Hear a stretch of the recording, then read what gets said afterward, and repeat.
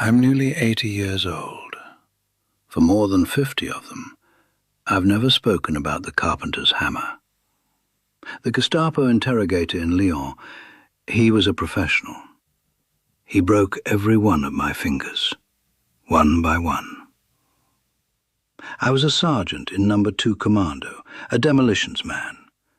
They thought by taking my hands, they had taken everything. They were wrong. The training tells you how to withstand pain. It doesn't tell you how to live for 50 years with the professional shame of being unmade. The official report just says, escaped. It doesn't mention the cost. This isn't one of the clean stories. If you want the version they left out of the books, the one about the real cost of these private wars, stick around. Subscribe if you believe that version deserves to be heard. I'm nearly 80 now. For more than 50 years, I never spoke of it. Not the real story. My old CO, he knew I got out. He never asked how. The official report just says, escaped. A nice, tidy word for something that was anything but. It doesn't say a thing about the cost. My wife, God rest her, she lived with these hands for 40 years. Knew they pained me. She never knew the story. I never told her what happened in that room. The shame of it. Not the pain, you understand. The professional shame. A man who was good with his hands suddenly wasn't. That's a different kind of wound to carry. Everyone thinks they know these stories. All the films about Colditz and the big wire-cutting jobs. It wasn't like that. Not for most of us. Not where I was. So you have to ask yourself, what does a man become after he's been taken apart and put back together wrong? And what do you call it exactly? Spending 4 months alone in the dark, digging with a stolen spoon. Is that courage? Or is it just a type of madness? If you think you know the story of the camps, you should stick around. Because what I'm about to tell you is the part that never makes it into the history books. It was 43, September. The war in France. It wasn't what you see in the films. It was a war of whispers. We were working with SOE, attached to a French network. Good lads, railway workers mostly. Our job was simple on paper. A bit of plastic here, a detonator there. We'd just taken out a key junction north of Lyon. A clean job, we thought. Textbook. And then I made a mistake. The arrogance of a commando who's never been caught. 40 minutes later, I was sat in a cafe. One coffee too many. They walked in. 2 of them. Quiet suits. They didn't make a scene. Just said my name. That's how it ends. Not with a bang. Just a quiet man in a suit. The journey east was in a cattle truck. 3 days. 4. You lose track of the time. You lose everything. The light, the fresh air. You just stand there in the dark with other men, swaying with the train. And then the doors slide open, and the world comes back. But it's the wrong world. The air, it tasted of stone dust and boiled cabbage. And underneath it all, a smell I'd never forget. A sickly sweet smell. Like a blocked drain. Like something had died and been left there. That was the smell of Gross Rosen. It was a quarry, not a camp. And I still thought my training would see me through. Name, rank, and number. That's what they teach you. It's good advice. It's just not enough. The old-timers, the ones who'd been there a while, they had a look, a grey look. They didn't talk much. You catch them watching you. I remember trying to stand up straight, a habit you can't break. An old Frenchman, his face all bone, he just shook his head slowly. That night, in the dark of the barrack, a voice whispered to me. Polish, maybe. He said, "They do not care for your name here. They care for the fillings in your teeth." I remember thinking, he's just lost his nerve. We're trained for this. But another man answered him just as quiet. The training is for breaking. This place is for grinding. There is a difference. And for the first time, I felt a coldness that had nothing to do with the Silesian air. It was the third day, I think, or the fourth. The guards came for me just after the morning roll call. No shouting, just a gesture. I was taken to a small office in the administration block. The room was cold, not like the barrack cold. This was a deep, damp cold that came from the stone itself. There was a single bare bulb, a steel desk, no chair for me. He was sitting behind it, the man, not in a uniform, a civilian, looked like an accountant. He smelled faintly of soap, clean. That was the most shocking thing, the cleanliness. I stood there waiting. This was it, the real interrogation. I knew the drill, or I thought I did. He looked up from a file, didn't offer me his name, just looked at my hands, which I kept at my sides. Then he spoke. His English was perfect, better than mine. He said, "Tell me about the railway junction at Chalon-sur-Saône." And I stood there, rocked back on my heels. I took a breath, and I said, "Sergeant William Rennick, British Army, service number 148329. He just nodded slowly. A little smile, not a cruel smile, a tired one. And he said, "Yes, I have all of that here. We both know the training, Sergeant. You are required to say that, and I am required to ignore it. Now, the detonators. Were they British or American?" They put me in a hole after that. Not a cell, a storage closet under a staircase. Utter black, no sound, no light, no bucket. I tried to keep track of time. You know the old method, counting seconds. 1001, 1002. You can keep a clock in your head that way. For a while. But they were clever. They'd open the door at random, leave it open for 5 minutes, then slam it shut. Or a guard would bang on the door every 10 seconds for an hour. It breaks the rhythm. It breaks the count. After a few days of that, you don't know if it's been a day or a week, and you realize your training. It assumes you have a mind to use. They weren't trying to get information anymore. They were just taking the world away, piece by piece. It was the sleep. They had it down to a science, you see. They knew exactly how to break a man's mind without laying a finger on him. It wasn't about beating you. It was about unraveling you. They'd let you fall into a deep sleep, the first in days, and then, bang, a guard hammering on the door. Or they'd just leave the lights on for 3 days straight. There was no pattern. That was the key. Your body never knew when it was safe to rest.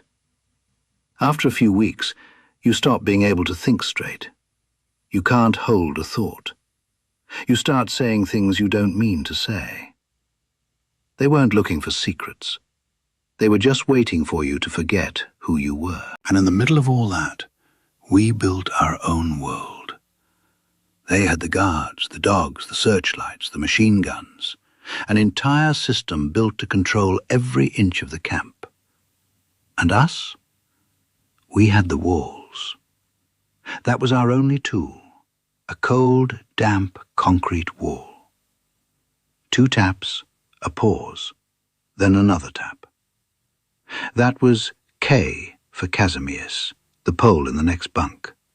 3 taps back. R for Renwick. That was the whole conversation. Are you there? Yes, I'm still here. It wasn't about planning escapes, not then. It was proof. A little signal in the dark that said you weren't the only one, that you weren't going mad alone. And that tiny thing, that was everything.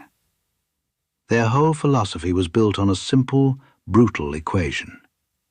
You take a man, you take his food, his warmth, his name, his sleep. You work him until his body is an empty shell. Sooner or later, the mind follows. The spirit breaks. It's just a matter of time. And they had all the time in the world. What they never understood, what they were completely blind to, was the thing they couldn't measure. That little tap on the wall. They could take everything, and they did. But they couldn't take that. They didn't even know it existed. It took me months to understand it myself. It wasn't just a signal. It was what was holding me together. It was the 3rd week of January, 44, a Tuesday. I know it was a Tuesday because that was the night the old guard, the one with the cough, was on patrol. His circuit took exactly 14 minutes. I had 4 months of listening to prove it. The plan wasn't a plan. It was just a hole, 12 meters long, my hole. There were no other men involved. This was mine alone. The air in the tunnel tasted of cold earth and my own sweat. I could smell the rain coming through the last inch of topsoil. It smelled of pine, of freedom, and under it, the smell of my own fear. A sharp, metallic taste at the back of my throat. I could see nothing. The black was total. My world was the rough texture of the dirt under my elbows, the splinters from the floorboard in my broken fingers. And then, the cough. He was starting his round.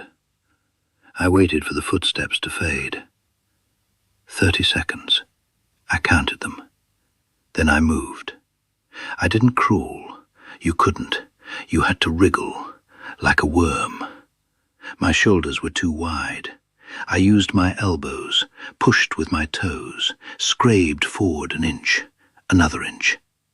The dirt was soft. The rain. It was turning the last section to mud. My face was in it. I could feel the tunnel narrowing. The roof was sagging. A small trickle of wet soil fell onto my neck. Cold. Then a handful. I froze.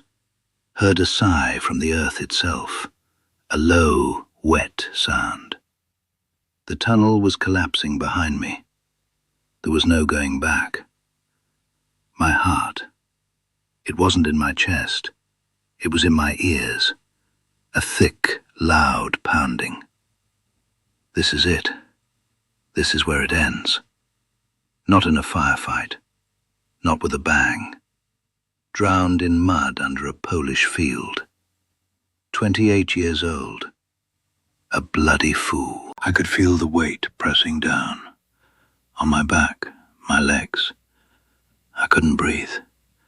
The air was thick with the smell of wet clay. My lungs were on fire. And I thought of Becker, the interrogator, his clean hands, his tired little smile. No, not for him. I put my face in the mud and pushed. I used my head as a ram. I pushed. The earth gave just an inch. I pushed again. A splash of cold water hit my face. Not a trickle, a flood. The night air. I could breathe it. It was like knives in my lungs. I pulled my head out of the mud, then my shoulders. I lay there on the ground in the pouring rain, shaking, not from cold. I looked back. The hole was gone. Just a puddle of black slurry. 4 months of my life for 12 meters of earth. I got to my feet. Every bone ached. The wire was 20 feet away. I didn't feel any triumph. There was no great release. I just felt the cold and the rain and a 6-week walk ahead of me. That was all. That walk. 6 weeks. It wasn't a journey. It was just putting one foot in front of the other. Poland, Czechoslovakia. Then the network picked me up. The Comet line. Good people. A face in a barn. A piece of bread in a cold kitchen. They never asked about my hands.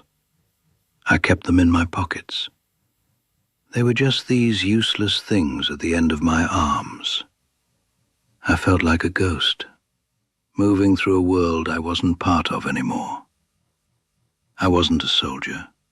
I wasn't a prisoner.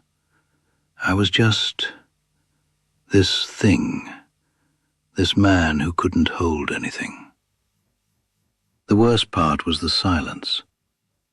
After 4 months of digging, of purpose, now there was just nothing.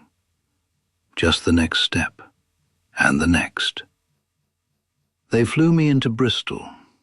March. I remember a woman giving me a cup of tea. Real tea, in a china cup. I nearly dropped it. And the debriefing in London. A major, young chap, looked at my file, then at my hands. He had clean fingernails. He said, "Your field days are over, Sergeant. It's a desk for you now. We need your memory." He didn't say it to be cruel. He was just stating a fact. My memory. That was what was left of me. All those names I protected, all those details. I was a filing cabinet now, a walking, talking report. And I just stood there, in a clean uniform, free, and I had no idea what to do with my hands.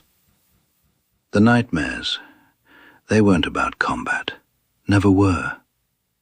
They were about small spaces, the smell of wet earth, and the sound of a hammer hitting wood, not metal, wood. For 40 years, my wife, she just thought I was clumsy, fumbling with coat buttons, dropping a fork at the dinner table. I never told her. How could I? How do you explain that your greatest achievement was a selfish act? I didn't get anyone else out. It wasn't about freeing the camp. It was just me, proving to one man in a clean suit in Lyon that he hadn't won. That's all it was. And I've lived with that, the cost of that private little war, for 50-odd years. I still don't know if it was worth it. They liked the clean stories, the big escapes, the wooden horse.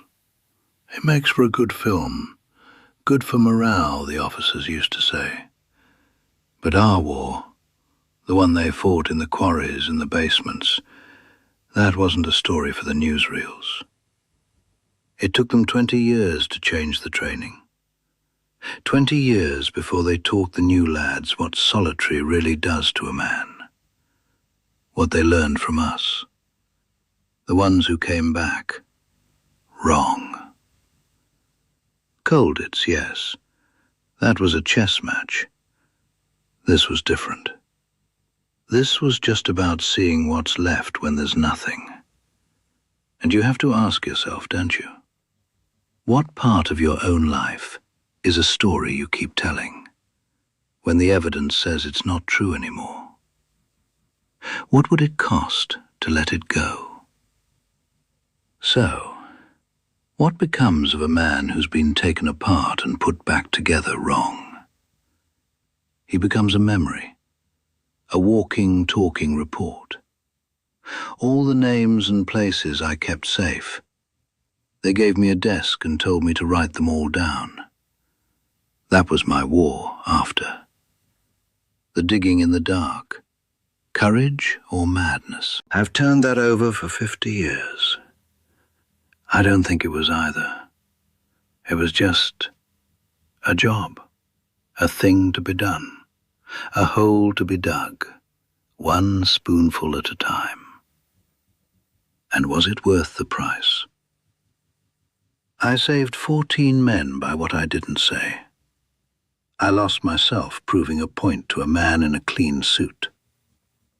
If you think more of these buried stories deserve to be heard, the ones they left out of the books, then you should stick around.